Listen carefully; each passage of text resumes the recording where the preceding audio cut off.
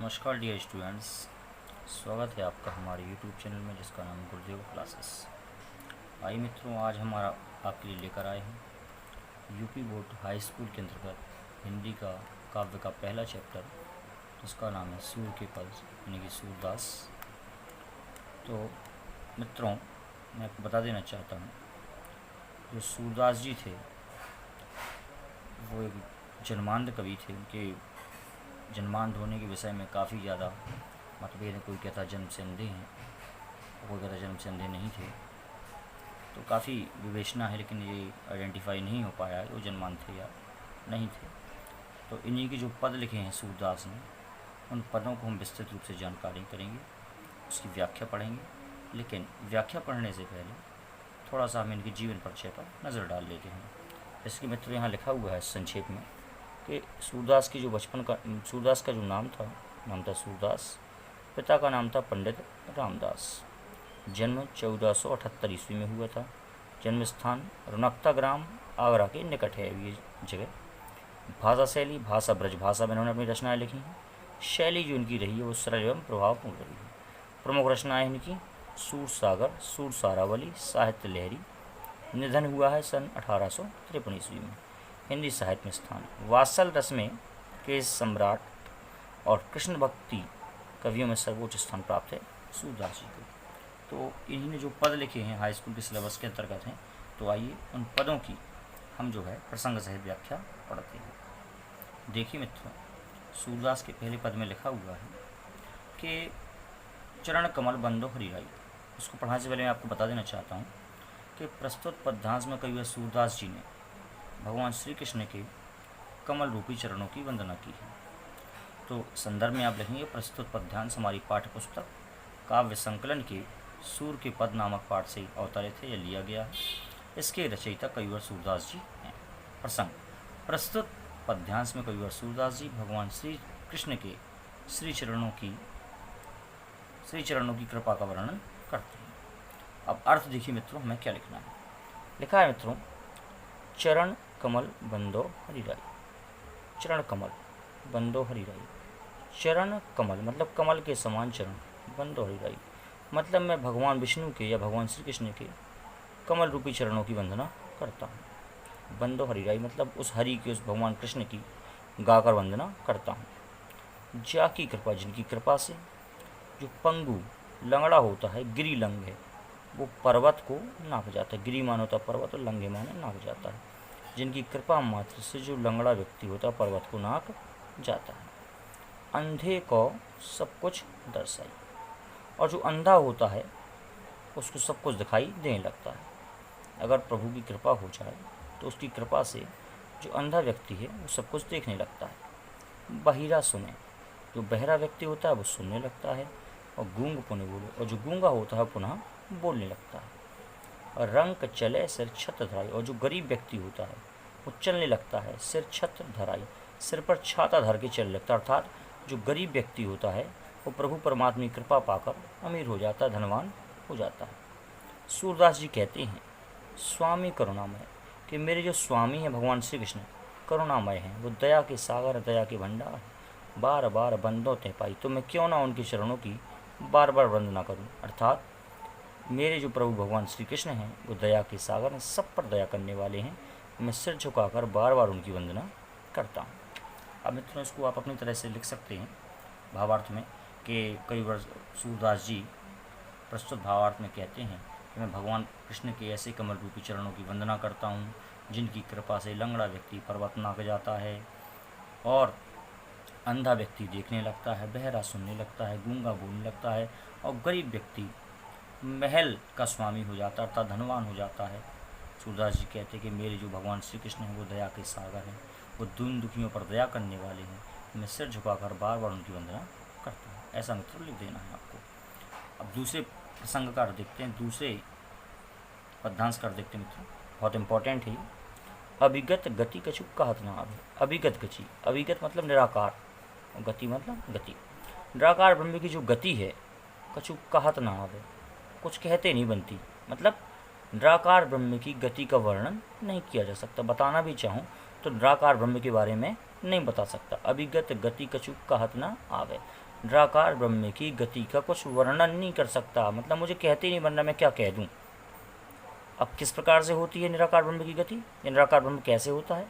ज्यों गूंगे, जिस प्रकार से गूंगा व्यक्ति मीठे फल को रस, मीठे फल का रस अंतर्गत ही भावे, जिस प्रकार से जो गूंगा व्यक्ति होता है वो मीठे फल को खा लेता है और खाने के बाद अंतर्गत ही भावे, उसे मीठे फल का जो स्वाद है अंतर्गत ही मन ही मन में भाता रहता है, मतलब वो स्वाद को लेता रहता है और मन ही मन प्रसन्न होता रहता है।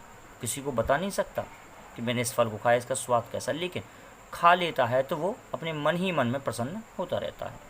परम स्वाद, उसका जो अत्यधिक मीठा स्वाद है फल का, सब ही सुनिरंतर, वो लगातार उस फल का जो स्वाद है वो लगातार, ठीक है, परम स्वाद, उसका जो मीठा स्वाद है फल का वो सब ही सुनिरंतर। उस व्यक्ति को जिसने इस फल का स्वादन किया है, जिस गूंगे व्यक्ति ने इसका स्वादन किया है, वो गूंगा व्यक्ति परम स्वाद सब ही सुनिरंतर लगातार उसका स्वाद लेता रहता है और अमित तोष उपजावे, और वही स्वाद उसको अत्यधिक संतोष उपजाता रहता है, मतलब उसी स्वाद का वो आनंद अंदर ही अंदर लेता रहता है। अब आगे कह रहे हैं कि मन वाणी को अगम अगोचर, जो निराकार ब्रह्म है वो मन से, वाणी से, अगम अगोचर, अगम अगोचर बहुत दूर है, मतलब हमारी मन और वाणी तो वहाँ तक पहुँच ही नहीं सकती। हम सोचना भी चाहें उस निराकार ब्रह्म के बारे में तो भी नहीं सोच सकते। सो जाने जो पावे, इसको तो जो पा लेता है वही जान पाता है, निराकार ब्रह्म को तो वही जान पाता है जो उसको प्राप्त कर लेता है। जिसने प्राप्त नहीं कर पाया वो उसकी महिमा का बखान नहीं कर सकता, लेकिन इसका बखान तो वही कर सकता है जो उसको प्राप्त कर लेता है। आगे रूप रेख गुण जाति जुगत भी, ये निराकार जो ब्रह्म है वो रूप, ना तो उसकी कोई रूप है, ना कोई रेखा है, ना कोई गुण है, ना कोई जाति है, ना जुगत है, ये कुछ भी नहीं उसकी। निरालंब के धावे, तो कई बार सूरदास जी कहते हैं न जिसको रूप है, न रेखा है, न गुण है, न जाति है, न जुगत है, न बिन है, तो निरालंब कित धावे। इस निराकार ब्रह्म को पूजने के लिए, इस निराकार ब्रह्म को पाने के लिए कित धावे, हम कहाँ दौड़ें, कैसे उसको प्राप्त करें। सब विधि अगम विचारें, सूरदास जी कहते हैं सब विधि हर प्रकार से अगम ऐसे निराकार ब्रह्म को मैंने विचारा, और ताते सूर सगुन पद गावे, और मैंने जो निराकार ब्रह्म की जो भक्ति है उसको मैंने दुर्लभ बताया, और उसको दुर्लभ बताने पर मैं कह रहा हूँ कि सब विधि अगम विचारे, मैं निराकार ब्रह्म की भक्ति को हर प्रकार से विचारा कि वो बहुत ही दुर्लभ है उसको प्राप्त करना, इसीलिए सूर सगुन पद गावे। मैं सूरदास जी कहते हैं कि मैं भगवान श्री कृष्ण को उस निराकार ब्रह्म का एक सगुन अवतार मानकर उनकी पूजा करता हूँ, उनकी वंदना करता हूँ। आइए मित्रों, इसके अगले पद्यांश का अर्थ समझते हैं।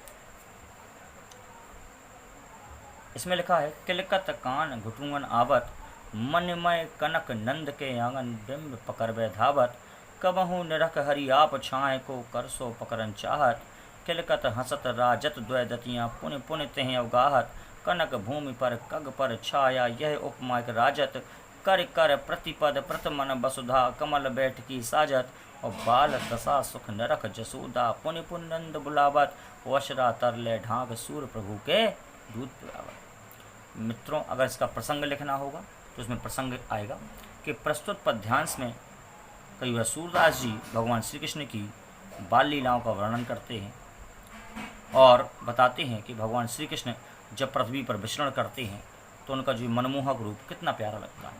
तो आइए मित्रों, इसके एक्सप्लेन का अध्ययन करते हैं।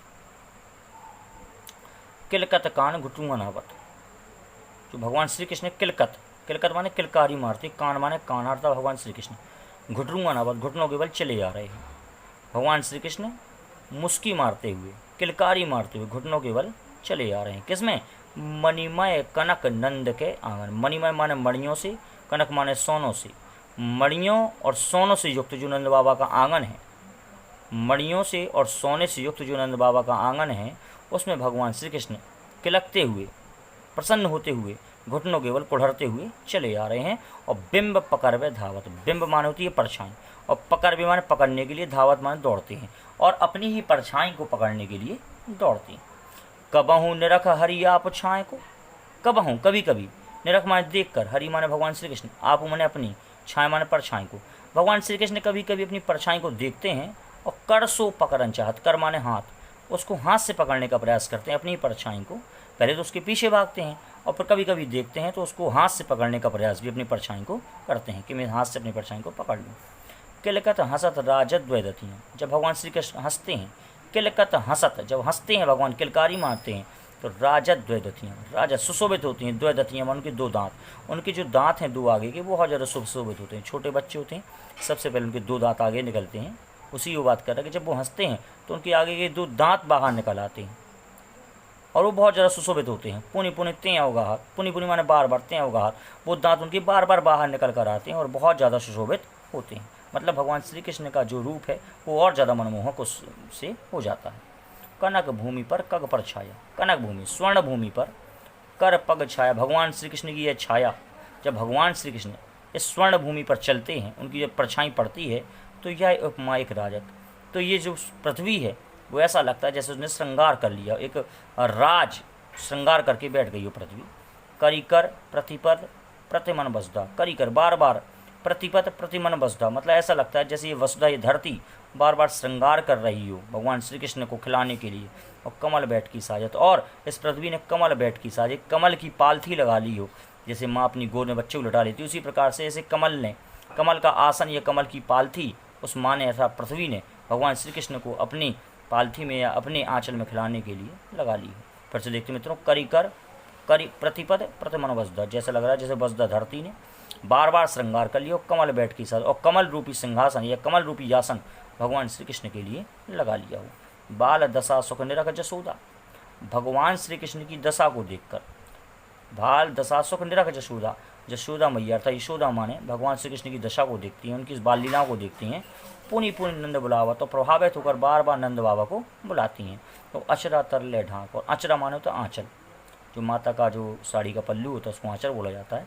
अचरा तरले ढाक, तर माने नीचे, और माता यशोदा क्या करती हैं, अचरा तरले, अपने जो है साड़ी के पल्लू से ढाक लेती हैं भगवान श्री कृष्ण को, और सूर्य के प्रभु को दूध पिलाओ, तो भगवान श्री कृष्ण को दुग्धपान करा लेती हैं, जिस प्रकार से माँ अपने बच्चे को कराती है।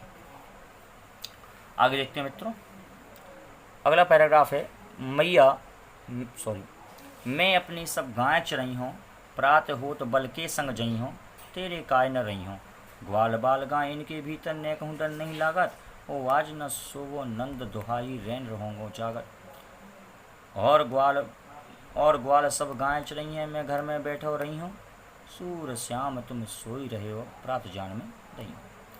प्रस्तुत पद्यांश का जो प्रसंग आएगा मित्रों, वो ऐसा आप लिख सकते हैं कि प्रस्तुत पद्यांश भगवान श्री कृष्ण की बाल लीलाओं का वर्णन करते हुए भगवान सूरदास जी कहते हैं, भगवान श्री कृष्ण अपनी माता यशोदा से जिद कर रहे हैं कि माँ, मैं ग्वाल बालों के साथ घूमने जाऊँगा, मैं भी गाय चराऊँगा, और मैं दिन भर घर में पड़ा रहता हूँ, कुछ भी नहीं करता हूँ, मुझे अच्छा ही लगता है, इसलिए मैं भी अपने मन को बहलाने के लिए ग्वाल बाल जो हैं गाँव के लड़के लड़कियाँ उनके साथ में जो है गाय चराने जाऊँगा। तो देखते मित्रों उसका विस्तृत अध्ययन,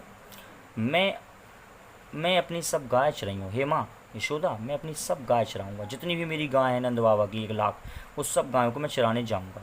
प्रात हो तो जैसी सुबह होगी, बल के संग जाऊँ, बल माने समूह के साथ, जो गांव के लड़के लड़कियों का समूह या गांव के जो लोगों का समूह, उसके साथ जाऊँगा।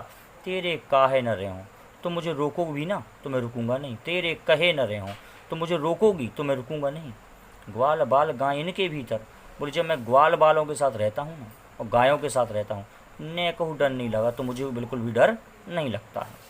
आज न सोवो नंद दुहाई, भगवान श्री कृष्ण अपनी माता यशोदा से कहते हैं आज न सोवो, कि मैं आज मैं सोऊंगा नहीं, नंद दुहाई, दुहाई माने कसम, नंद बाबा की कसम खाकर कहता हूँ, सौगंध लेकर कहता हूँ कि आज मैं सोऊंगा नहीं। रैन रहूँगा जागत, पूरी रैन मानती रात्रि, रहूँगा मैं रहूँगा, जागत मैं जागता, और रात्रि भर मैं जागता ही रहूँगा, सोऊंगा नहीं।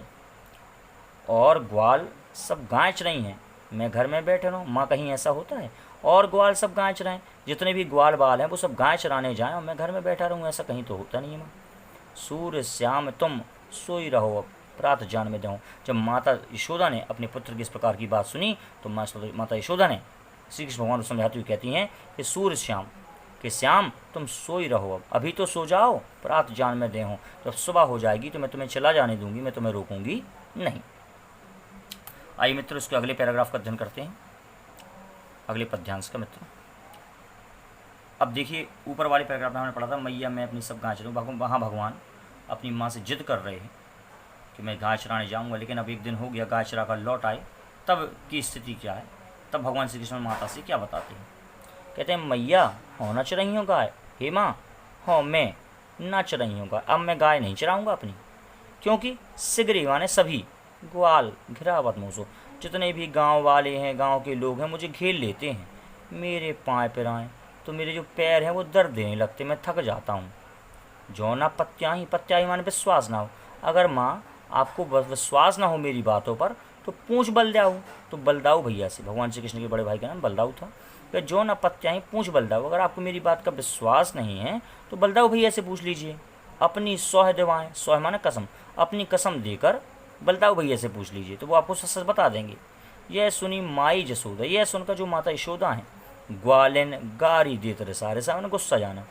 माता यशोदा गुस्सा हो जाती हैं और जो ग्वालिन हैं, गांव के लड़के लड़कियां हैं, उनको उल्टे सीधे शब्द कहने लगती हैं और कहती हैं मैं पठवत अपने लड़का को, मैं पठवत अपने लड़का को, मैं अपने लड़का को, पठवत माना भेज देना, मैं अपने लड़का को भेजती हूँ। किस लिए? वह मन बहरा, इसका मन बहलाने के लिए।